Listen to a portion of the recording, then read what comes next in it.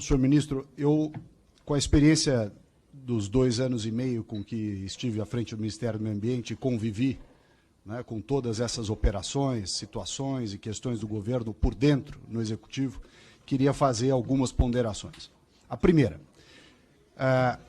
circulou aqui no Parlamento uma informação de que havia um movimento para acabar com a possibilidade de operações de garantia da lei e da ordem por parte das Forças Armadas.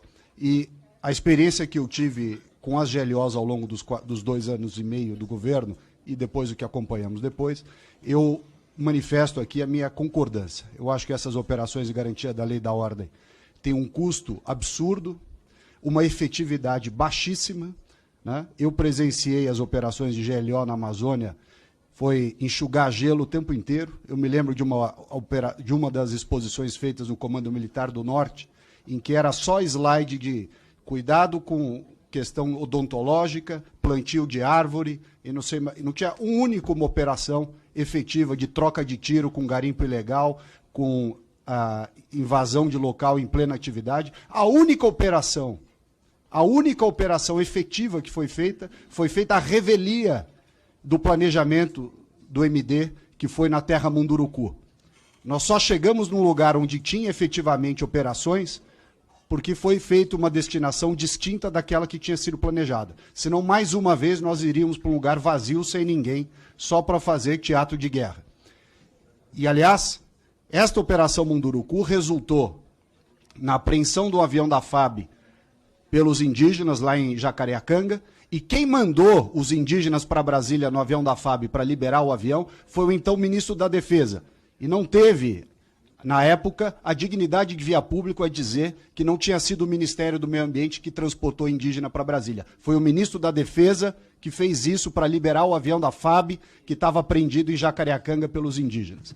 Então, é preciso deixar bem claro isso. Operações que ficavam, leva a tropa para lá, leva a tropa para cá, uma fortuna de avião, de helicóptero, de tanque, de não sei mais o que, caminhão, efetividade zero. Segundo, artigo 142. Mais uma vez, apoio nosso para a mudança desse artigo 142. Tanto se falou na história de papel moderador, atuação, etc. Não tem papel moderador nenhum, não foi usado e não deve ser usado. Realmente, melhor remover o artigo 142. Aliás, com relação às GLOs, lembro aqui que quem desempenhou um papel muito importante lá foi a Força Nacional, junto com a Polícia Federal, o IBAMA e o ICMBio. Essas operações, sim, tiveram muita efetividade em solo, mas só quando a Força Nacional entrou nas operações. Terceiro, com relação à politização das Forças Armadas. Embora o discurso seja de despolitização das Forças Armadas, o que nós estamos vendo é uma tucanização das Forças Armadas. E o general Arruda que o diga, quando foi surpreendido pelos discursos e falas que deram ensejo depois ao seu enfraquecimento à frente do Comando do Exército.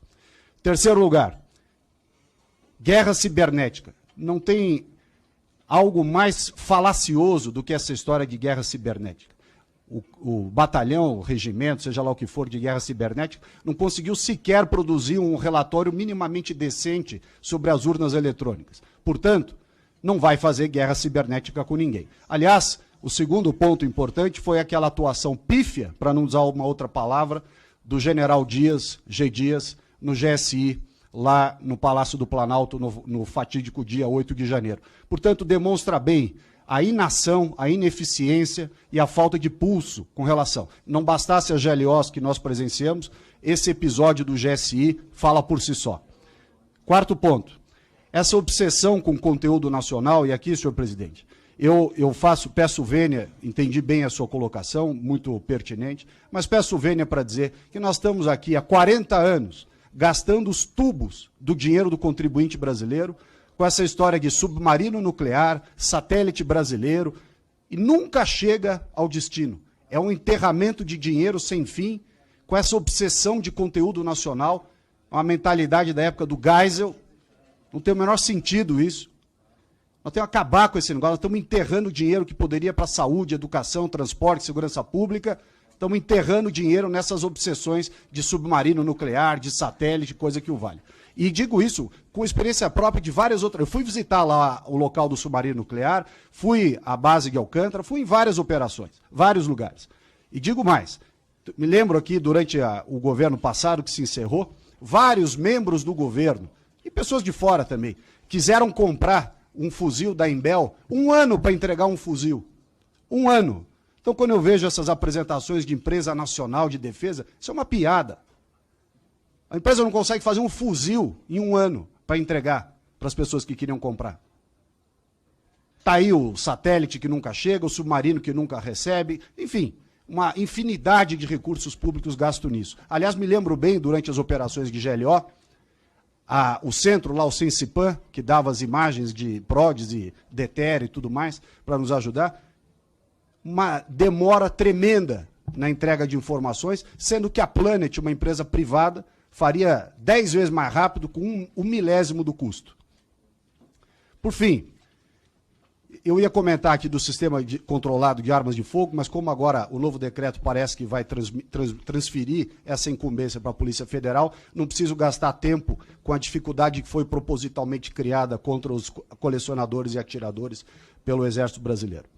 Com relação ao orçamento, para terminar, ao contrário do que se pleiteia aqui, se pleiteia em todos os lugares que a gente vê, eu participei do recurso que foi repatriado do Brasil, da corrupção da Petrobras, e que boa parte ficou com o Ministério da Defesa, sobretudo com o Exército, que era para gastar na defesa da Amazônia, no combate ao garimpo ilegal, ao desmatamento ilegal e tudo mais, e serviu para engordar o caixa do Ministério da Defesa, que aliás é um caixa sem fundo. 124 bilhões de reais, se o número não está desatualizado aqui. Eu me lembro que, apesar desse caixa de 124 bilhões de reais, o Ministério da Defesa teve a pachorra de cobrar do Ministério do Meio Ambiente, cujo orçamento é 3 bilhões, 40 vezes menos do que o Ministério da Defesa. Um sobrevoo de helicóptero Black Hawk, que foi usado lá em Santa Maria, quando foi feitas as operações de meio ambiente lá no Rio Grande do Sul. R$1.200.000 de sobrevoo de helicóptero. É o fim da picada. Um orçamento que já é gigantesco, que gasta uma fortuna de pessoal. Nós vemos os números estratosféricos que são apresentados aqui, e peço vênia ao general Tomás para citar o caso que foi colocado na imprensa, de R$770 mil de indenização ao general Tomás, quando passou da ativa para a reserva. Essa tem sido a finalidade do dinheiro do contribuinte brasileiro. As operações de abate de aeronave, de tráfico de drogas, de combate ao tráfico de drogas nos rios da Amazônia, de fronteira com Bolívia, com Colômbia, com tudo isso, zero de efetividade, zero. Quando você vê a quantidade de operações que foi divulgada, 698 operações, eu pergunto, quantos aviões nós abatemos? Quantas operações de conflito houve com os traficantes? Isso sim, nós estamos gastando dinheiro com inimigos fictícios. O míssil de não sei aonde, a bateria antiaérea, para guerrear com quem? Com a Argentina, que não tem nem doce de leite mais. Para quê? O inimigo fictício, a gente fica gastando fortunas do contribuinte brasileiro com essa obsessão de míssil balístico. Míssil balístico para quê? Se nem na fronteira, para a lei do abate, a gente usa o armamento que tem. O Brasil tem a fronteira mais peneira, vazia que nós temos. Ninguém quer ir para o confronto. É só desculpa para não ir no pau. Ou seja, nós estamos gastando uma fortuna de dinheiro do contribuinte com inimigos fictícios e o inimigo real, que é esse da fronteira, a turma foge do combate como o diabo foge da cruz. Eu, portanto, senhor presidente, fica aqui a minha manifestação para que nós não ampliemos o orçamento das Forças Armadas, tenhamos sim o fim da GLO e revoguemos o artigo 142. Essa é a minha posição, agradeço o tempo expendido. Muito obrigado.